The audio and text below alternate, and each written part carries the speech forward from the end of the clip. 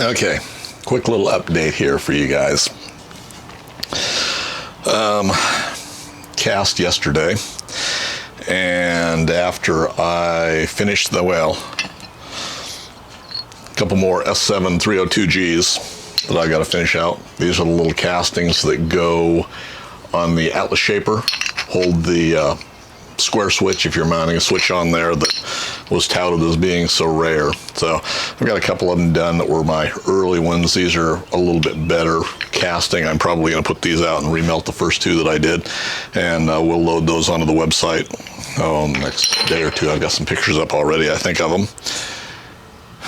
And there, if we remember our little eBay excursion here on Saturday, why there was somebody offering their Atlas Mill overarm support bar for $600 and some, and the little mounting bracket that goes on your overarm rod for $700, I think, or some obnoxious amount.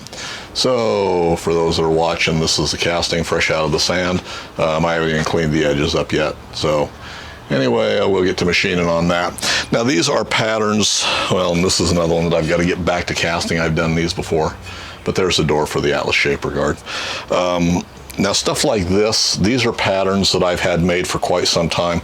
I just either haven't cast them or haven't gotten around to casting them or something like that. So this is not something that all of a sudden I just decided that, hey, I'm going to run out and do some of these since they're getting so much for them on Fleabay. So this is one, like I say, I've had patterns made. I've got several patterns made for this to mount on a match plate. So at some point that'll happen.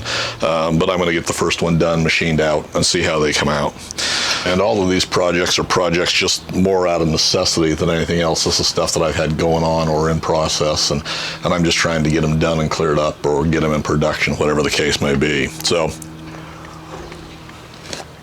I've got some more castings to do, a little bit of a specialty alloy on them. So we have, and not very big castings all at once anyway, so we have this fancy little box. Then if we open it up, it has a fancy little silicone carbide crucible in it.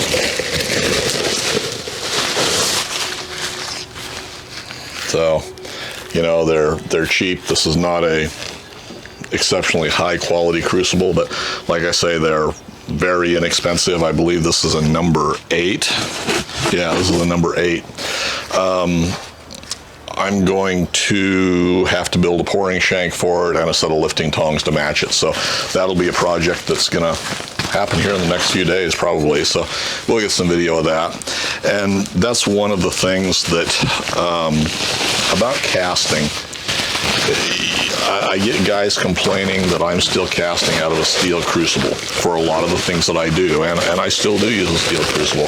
It's just easier, more convenient, and I don't have to worry for most of the stuff that I do about breaking a crucible, having a crucible rupture have one on hand if I've got something that has to go. So as time goes on, I am switching over to more and more of these. I do have a couple of crucibles that I've been casting out of, but I'm still not opposed to using a steel crucible. And when I go back to casting the 2 halves for the gearbox for the sand Muller, why I'm going to use a steel crucible for that. Actually, I've got a hunk of stainless steel sitting here that I picked up, I think I mentioned before, picked up at my out of the surplus lot there at my normal little metal supplier, one of the metal suppliers that I use, and it's not very thick, it's not ideal, but it's about the only option I've got to get enough capacity out of my little furnace to be able to pour those castings. It's got to hold together twice. I've got to get 2 castings out of it, and I'll probably fire it at first time initially and just make sure everything's not going to leak before I really fill it up with metal, and we'll do that. But when you're starting out casting, why a lot of times you don't have the money to invest in crucibles, and the crucible's not the thing, but you have to have a pouring shank for it, and you have to have a pair of lift out tongs. So I'm not advocating going out and taking your little thin propane bottle and cutting the top out of it, your little bitty bottle about this size, and using that, because you're going to melt it away and you're going to have metal spilled and all of that. But if you take care and use a substantial piece of steel well casing or something like that, and have got good welds, you know, to get your bottom plate on and your lifting points, no matter what style you use, that's a good viable option to get people going. You know, in my opinion, you're a whole lot better off using a steel crucible that, as long as you're careful, will work fine, as opposed to getting a silicone carbide or a clay graphite crucible when you still don't have much experience, and take a chance on not having properly fitting tongs or pouring shanks and having that crucible fail when you've got it full of metal. So that's kind of my take. You know, when I started doing some castings, there was some interest on one of the groups, and they said I should join, and I joined there, and they were very adamant that there was no way anybody should be pouring out of a steel crucible, and if you were doing that and if you promoted that, why, you were going to be banned from that forum. So I unsubscribed from that and didn't look back. You know, the concept is good, you know, it is a safety feature and everything, but there's a certain risk to everything we do here in the shop, and especially when we start doing foundry stuff. So you've got to take the proper amount of care. So anyway, that's my little rant for the day. So after retempering my sand, and I've found I can keep my sand pretty well tempered since the sand bin's inside and everything. Now that it's gotten so hot, it is drying out on me a little bit quicker. But in there, it seems to hold its moisture quite a bit better, and I've had real good luck with my sand. Now, when I attempted to cast this first half of the gear housing for the Muller, why, I used virtually all my sand, and I dried it out quite a bit. So I reused it. I tempered it and put it back in, reused it yesterday and did pours, and I got good results out of it. My sand was a little bit dry, and I had to be picky about the way I was ramming it. So I spent a good portion of this morning retempering. I tempered it last night, but I still had it most of it in the wheelbarrow. So I went through and completely retempered the whole bin, and then this morning I sifted it all. And after going through that, I decided it was time to get back on the Muller project a little bit, just out of necessity. So I thought I would share that with you very quickly this morning before I go in to hide from the heat. And it has been hot, so I've been hiding in the house. Yesterday I hid in the house all day, and the new website is up. It's not actually operational yet, and it's just a bare bones site, but everything I load for Atlas stuff from now on will be to that site. And I'm still doing the setup. I'm still testing the pages that I do have up there, and getting the shipping set up and all of that stuff, making sure the cart's right. So everything that I load in the future will be loaded to that site, and it's atlasmachineshop.com. I've had that domain for several years. It's been parked. You know, I haven't utilized it, so now I've set it up. That's where all of my Atlas stuff is going. And when you go on the hillsgun website, why, a lot of that stuff will be, as time goes on over the next week or so, it's going to show out of stock, and it's going to show a link to the new website as I transfer that stuff over. And I started transferring it over and getting the e-commerce pages set up with products, but they're almost all showing out of stock just because I'm still testing that stuff. And as I get those loaded, get pictures loaded and everything, why, then I'll transfer it over from the hillsgun site over to the atlasmachineshop.com site, and it's all one word. I'll throw it up across the screen here and put it in the description down below, so you can find it if you're interested. Be quite a few changes there, and it's going to continue to evolve. I'll be setting up things and transferring stuff over from the hillsgun site. The hillsgun.com will be there. It's going to get transferred to a new hosting company after I get the Atlas Machine Shop set up, and we're going to start working with it a little bit, doing a few more things and changing it around so it's a little more updated, because I'm terrible about updating that stuff. So anyway, sand Muller. Any questions about that, you know, leave them in the comment section for me and I'll get back to them.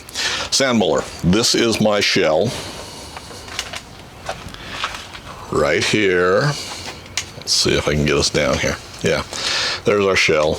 It's this is the same shell I used for the other one. Now I've changed the center board to accept the new bearings and stuff. I'll change the latch mechanism, and I'll figure out the height I want it, and legs and things like that. But I'm going to wait until I get the main part of it set up. I probably won't get the gearboxes and stuff set up, but I'll get the Muller itself with the compactor wheel and the plows and everything set up and adjusted, and then we'll figure out what height we want and how we're gonna do it. I want it high enough so that I can put a 5-gallon bucket under it. And I've got all kinds of parts. I've got patterns, and most of the things are cast up. These are the bearing retainers, and I've already got the race in there, but there's one that goes top and one that goes bottom, and that handles our main bearings. So that will all get set up. Main drive gear is this one right here, and it is I'm gonna have to do something with the hub in it. This was probably an eBay purchase, and I don't remember. I think this is like 112, something like that. We're gonna have to do something to bring the bore down. I do have the 2-inch shaft to go through, so we'll have to adapt this down to a 2-inch. To that 2-inch shaft, and we'll put a hub probably top and bottom, and rather than bolt it, I'll probably weld it on solid once I get it centered. What I'll do is get my hub set in there and on the shaft, and then we'll zero it out. We'll clamp it in there, zero it out to where it needs to be, and then we can either weld it or bolt it in place. It'll depend on what I find for plates to go top and bottom and for hubs there. So there's our main drive gear. That goes on the bottom of the Muller. And we've got all kinds of, and I'm not sure which of these, I've got several sprockets here that match that. These are both the same. I'm assuming this is probably the right sprocket, but I'll have to go back and look at the numbers. And we've got chain here all the way. This was chain from another project. I don't know that I've got enough chain, but we've got it there. In the gearbox, this is a smaller sprocket. And this is a 35 tooth. No, this is a, what is this? 112 tooth, size 35 is what this one is. There's the main one, and the smaller sprockets. I don't know why I ended up with a couple of them. Well, one's got a hub and one doesn't. So anyway, there's our smaller sprockets that go there. So we've got the gearing there. I'll have to get some more chain, but we've got all of that part of it. And I guess I really haven't shown this because I've got all kinds of parts and pieces. Like I say, there's the bearing mounts for the main body, and we've got all our bearings. We've got seals. These are bearings and seals and hubcaps, I believe, for the Muller wheel itself.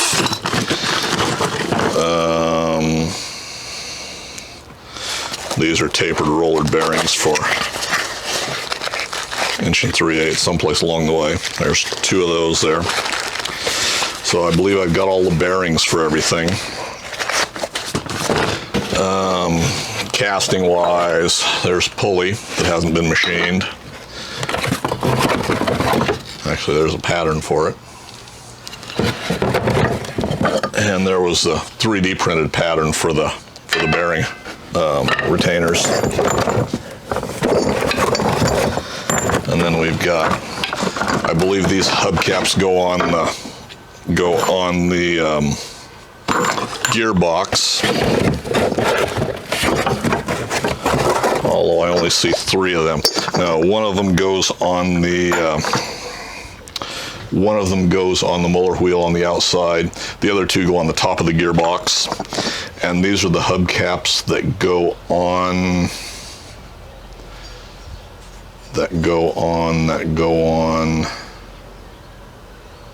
Huh. Maybe these are the hubcaps that go on the top of the gearbox. One of these, I don't remember. I believe one of them, these may be the inserts that go into the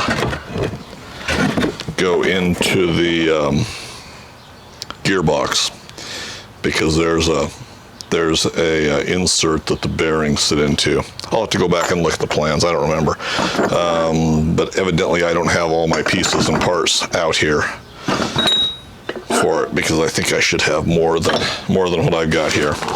I'll have to go back through and look. So anyway, that is my quick little shop update.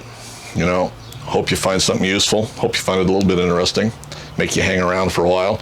Comments or suggestions, leave them in the comment section for me below. And as always, thanks for taking the time to watch.